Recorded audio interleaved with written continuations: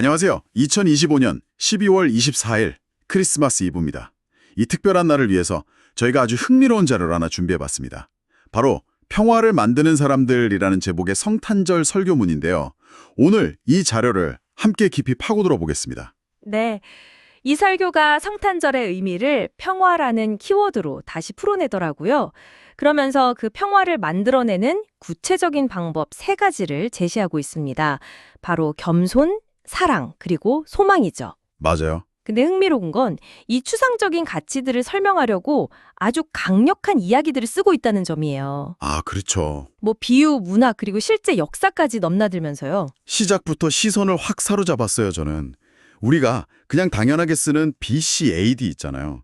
그게 사실 한 인물의 탄생을 기준으로 인류 역사를 그냥 둘로 나눠버렸다는 걸 다시 한번 생각하게 하더라고요. 네, 맞아요. 그러면서 히스토리가 그의 이야기라는 언어 유희를 딱 던지는데, 와, 저 거기서 정말 무릎을 탁 쳤습니다. 그렇죠. 바로 그 지점에서부터, 아니, 왜 이 인물의 탄생이 역사의 분기점이 됐는가?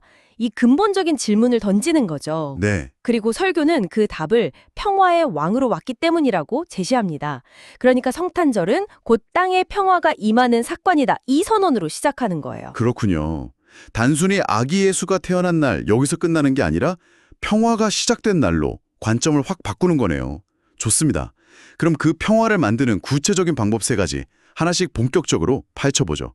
첫 번째 열쇠가 겸손이었죠. 네, 설교는 일단 예수의 탄생 배경부터 짚습니다. 아니, 인류의 구원자면 으리으리한 왕궁에서 태어날 법도 한데, 가장 지저분하고 냄새나는 장소인 마구간에서 태어났다는 점. 그렇죠. 그리고 그 소식을 가장 먼저 들은 사람들이 뭐 왕이나 귀족이 아니었다는 거. 당시 사회에서 가장 천대받던 목동들이었다는 점을 근거로 들어요. 스스로를 가장 낮은 곳에 두는 것에부터 모든 게 시작됐다 이 말이군요. 바로 그겁니다. 이 스스로를 낮추는 행위, 이게 곧 공감 능력의 출발점이라는 게 설교의 핵심 논리예요. 가장 낮은 곳의 고통을 겪어봤으니까 다른 사람의 아픔과 연약함을 진심으로 이해할 수 있다는 거죠. 근데 이 개념이 좀 추상적으로 들릴 수 있잖아요. 네, 그렇죠. 그래서 설교가 이걸 아주 기가 막힌 비유 하나로 설명합니다. 그 개미가 된 소년 이야기. 맞아요. 저도 자료 읽으면서 이 부분에서 한참을 머물렀어요. 한 소년이 마당에서 개미들을 보는데 개미들이 줄지어서 한 구멍으로 막 들어가고 있는 거죠. 그런데 잠시 후에 그쪽으로 뜨거운 물이 쏟아질 예정이었던 거고요. 소년은 당연히 개미들을 구해주고 싶었겠죠. 그래서 뭐 큰 소리를 외쳐요. 얘들아, 거기로 가면 죽어, 위험해! 하지만 개미들이 알아들을 리가 없죠. 그렇죠.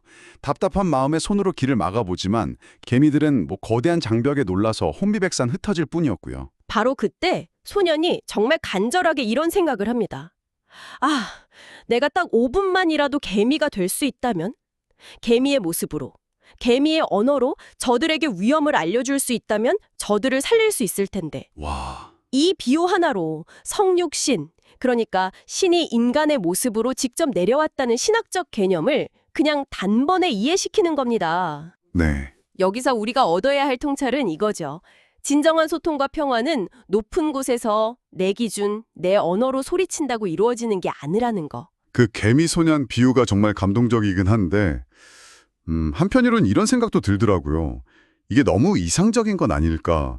현실에서 우리가 겪는 대부분의 갈등은 서로 자기가 옳다고 내 말이 맞다고 주장하는 데서 나오잖아요. 그렇죠. 누군가의 입장이 되려고 나 자신을 완전히 낮추고 상대의 세계로 들어간다는 게 정말 가능한 일일까요?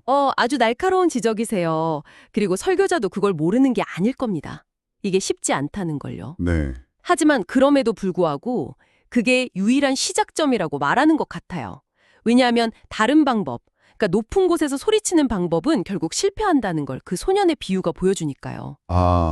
개미들은 소년의 의도를 전혀 이해하지 못하고 오히려 그를 위협으로 인식했죠. 우리 사이의 갈등도 마찬가지 아닐까요? 내 선의가 상대에게는 오만이나 폭력으로 받아들여질 수 있다는 겁니다. 그렇네요. 그래서 어렵지만 그 첫걸음은 상대의 눈높이로 내려가는 겸손일 수밖에 없다. 이렇게 역설하는 거죠.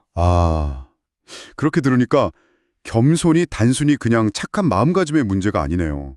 평화를 위한 가장 전략적이고 효과적인 방법론이다. 이런 이야기로 들립니다. 맞습니다. 좋습니다. 그럼 스스로를 낮춰서 상대의 세상으로 들어갔다고 쳐요. 근데 거기서 그치면 그냥 소극적인 태도 아닐까요? 평화를 만들기 위해서는 더 적극적인 행동이 필요할 것 같은데 설교는 그 다음 단계로 뭘 제시하나요? 정확합니다. 바로 그 지점에서 두 번째 열쇠인 사랑이 등장해요. 그런데 여기서 말하는 사랑은 우리가 흔히 생각하는 그런 낭만적인 감정하고는 거리가 좀 멉니다. 설교가 사랑하기 때문에 떠난다는 식의 대중가요 가사를 아주 신랄하게 비판하더라고요. 맞아요. 그 부분 정말 인상 깊었어요. 사랑하기 때문에 헤어진다는 건 다 거짓말이다. 사랑하면 끝까지 책임져야 한다. 아주 단호하게 이야기하죠. 사랑을 감정이 아니라 책임과 행동으로 정의하는 거예요.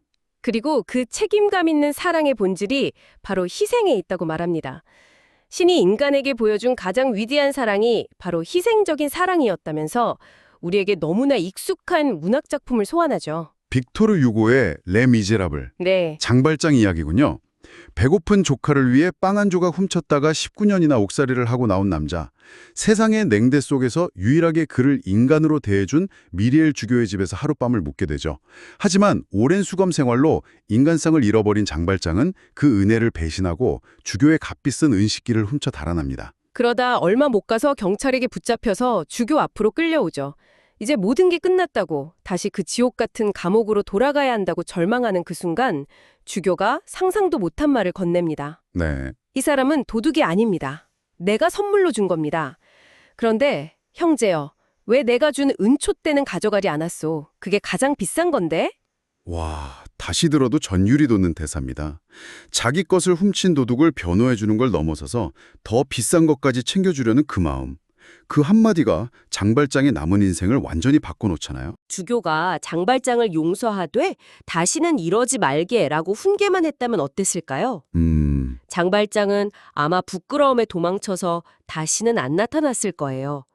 하지만 주교는 훈계 대신 희생을 선택한 거죠. 자신의 가장 소중한 은촛대마저 내어주는 그 희생을 통해서 당신의 배신에도 불구하고 당신을 믿는다. 이 메시지를 온몸으로 보여준 겁니다. 그렇게 생각해보니 주교의 행동이 그냥 착한 일을 넘어서는 거네요. 자기 명예나 안전까지 모두 건 엄청난 모험이었어요. 경찰이 주교 말을 안 믿었다면 공범으로 몰릴 수도 있었을 텐데요. 맞습니다. 바로 그 지점이에요. 이 사랑은 착한 행동에 대한 보상이 아니라 자격 없는 자에게 거저 주어지는 선물이라는 점을 설교는 강조합니다. 아, 선물이군요. 네, 내가 무언가를 잘했기 때문에 받는 인정이 아니라 나의 가장 추악하고 부끄러운 모습 그대로를 받아주고 심지어 더 큰 선물을 안겨주는 그 희생적인 사랑. 이야말로 한 사람을 구원하고 새로운 삶을 살게 하는 평화의 원동력이라는 겁니다. 당신은 살면서 장발장의 주교 같은 사람을 만나본 적이 있나요? 아니면 당신이 누군가에게 그런 주교가 되어준 적은요? 와, 정말 많은 생각을 하게 하는 질문이네요.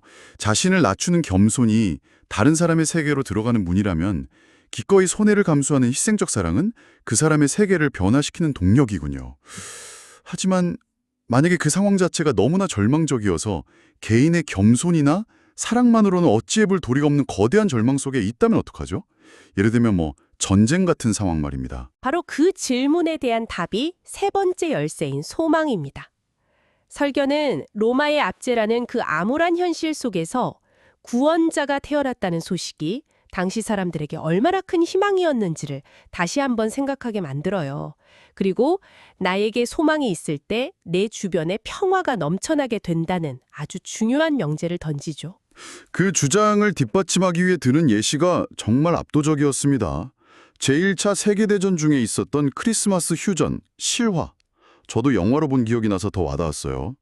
네, 1914년 크리스마스 이브, 벨기에 이프를 전선이었죠. 인류 역사상 가장 끔찍했던 참호전이 벌어지던 곳입니다. 수많은 젊은이들이 진흙탕 속에서 몇 미터 전진하자고 목숨을 버리던 말 그대로 생지옥이었죠. 그날 밤 양쪽 진영의 포격이 잠시 멎은 틈을 타서 독일군 참호 쪽에서 노래가 들려오기 시작합니다. 캐롤, 고요한 밤 거룩한 밤이었죠. 처음엔 영국군도 경계했는데 노래가 계속되니까 자기들도 아는 노래잖아요. 그래서 하나둘 따라 부르기 시작하고 그러다 누가 먼저랄 것도 없이 참호 위로 올라와서 서로를 향해 손을 흔들고 결국에는 무기를 내려놓고 두 군대가 맞닿은 그 무인지대로 걸어 나왔다고 하죠. 여기서 이 노래는 단순한 캐럴이 아니었던 거예요. 이 지긋지긋한 전쟁을 끝내고 싶다. 살아서 가족 품으로 돌아가고 싶다. 평화를 되찾고 싶다는 적군과 아군을 떠나 모든 병사들이 공유하고 있던 간절한 소망의 표현이었던 겁니다. 그 공통의 소망이 총칼의 적대감을 녹여버린 거죠. 그들은 함께 노래하고 담배나 초콜릿 같은 선물을 교환하고 심지어 축구까지 했다고 하더군요. 정말 믿기지 않는 이야기입니다. 근데 이 이야기가 더 깊은 울림을 주는 건 그 다음 날의 이야기 때문인 것 같아요. 맞습니다. 이 크리스마스 휴전 소식을 들은 양국의 사령부가 경로했죠. 적군과 친구가 되는 행위는 반역이라면서 엄격하게 금지했고 다시는 이런 일이 일어나지 않도록 조치했습니다. 결국 다음 날 그들은 다시 서로에게 총을 겨눠야 했어요. 네. 하지만 그 하룻밤의 기적은 절망의 한가운데에서도 인간의 소망이 얼마나 강력한 평화를 만들어낼 수 있는지를 보여주는 증거로 남았습니다. 설교에서는 이 사건을 기리기 위해서 영국 리버풀에 세워진 All Together Now라는 동상도 언급하더군요. 독일군과 영국군 병사가 악수하는 모습을 담은 그 동상이야말로 가장 어두운 현실 속에서도 희망의 불씨를 지피는 게 얼마나 중요한지를 보여주는 상징인 셈이네요. 결국 이 설교가 말하는 소망은 막연하게 다 잘 될 거야 라고 생각하는 그런 낙관론이 아닙니다. 오히려 가장 깜깜하고 절망적인 현실을 똑바로 마주하면서도 그래도 노래는 시작할 수 있다고 믿는 용기. 바로 그것이 평화를 만들어내는 소망이라는 거죠. 자, 오늘 우리는 평화를 만드는 사람들이라는 한 편의 설교를 통해서 성탄절의 의미를 평화라는 관점에서 깊이 있게 들여다봤습니다. 평화는 갈등이 없는 상태가 아니라 겸손, 사랑, 소망이라는 이 세 가지 가치를 통해 아주 적극적으로 만들어가는 것이라는 메시지가 강렬하게 남습니다. 여기서 다시 한번 주목할 점은요. 이 설교가 청자를 설득하기 위해 사용한 이야기의 힘이에요. 한번 생각해 보세요. 그냥 겸손하십시오, 희생적으로 사랑하십시오, 희망을 가지십시오 라고 말했다면 얼마나 건조하게 들렸을까요? 아마 한 귀로 듣고 한 귀로 흘렸을 겁니다. 하지만 이 설교는 겸손을 개미가 된 소년의 이미지로, 사랑을 은촛대를 내미는 주교의 이미지로, 소망을 참호 속에서 캐럴을 부르는 병사들의 이미지로 우리 머릿속에 각인시켜요. 이 이야기들이 청자의 이성적인 방어벽을 우회해서 감정에 직접 말을 거는 겁니다. 와, 우리는 장발장의 입장에서 긴장감을 느끼다가 주교의 예상치 못한 관용에 함께 안도하죠. 이런 감정적 롤러코스터를 통해서 희생적 사랑이라는 교훈이 머리가 아닌 가슴에 직접 와서 박히는 겁니다. 단순한 설명보다 훨씬 강력한 설득 방식이죠. 듣고 보니 정말 그렇네요. 겸손의 절하는 100마디 말보다 개미가 된 소년 이야기가 훨씬 더 마음에 와닿습니다. 결국 평화를 만드는 사람이 되기 위한 일종의 구체적인 로드맵을 아주 강력한 이야기들과 함께 제시받은 느낌이에요. 자신을 낮추어 타인을 공감하고 희생을 감수하며 사랑을 실천하고 어떤 절망 속에서도 희망을 노래하는 것. 이것이 설교가 전하는 핵심이었습니다. 마지막으로 당신에게 이런 생각할 거리를 하나 남겨드리고 싶습니다. 이 설교는 지금까지 이야기한 세 가지 가치가 사람들 사이의 평화를 만든다고 말했는데요. 만약 이 프레임을 우리 자신에게, 특히 무언가를 배우고 성장하는 과정에 적용해보면 어떨까요? 우리 자신에게 적용한다고요? 그건 어떤 의미인가요? 우리가 새로운 지식이나 어려운 개념을 마주할 때 말입니다. 그럴 때 우리는 종종 좌절하거나 포기하고 싶어지죠. 일종의 내면의 갈등, 지적인 불화를 겪는 겁니다. 네. 이때 오늘 우리가 나눈 세 가지 열쇠를 적용해 볼 수 있지 않을까요? 우선 내가 아직 이것을 잘 모른다는 사실을 솔직하게 인정하는 겸손이 필요하겠죠. 그리고 포기하지 않고 끈기 있게 파고드는 그 지식에 대한 일종의 사랑이 있어야 할 거고요. 마지막으로 지금은 막막하고 어려워 보여도 꾸준히 노력하면 결국 이해하고 내 것으로 만들 수 있을 것이라는 소망을 갖는 겁니다. 아, 파인거의 평화를 이루는 원리가 알매 세계를 탐구하면서 내면의 평화를 이루는 원리와도 연결된다는 말씀이시군요. 굉장히 흥미로운 관점입니다. 네.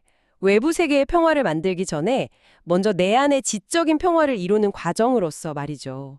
겸손하게 배우고 사랑으로 탐구하며 소망으로 나아갈 때 비로소 알매 기쁨이라는 내면의 평화에 도달할 수 있지 않을까요? 이 크리스마스 이브에 당신의 내면에도 그런 충만한 평화가 깃들기를 바라봅니다.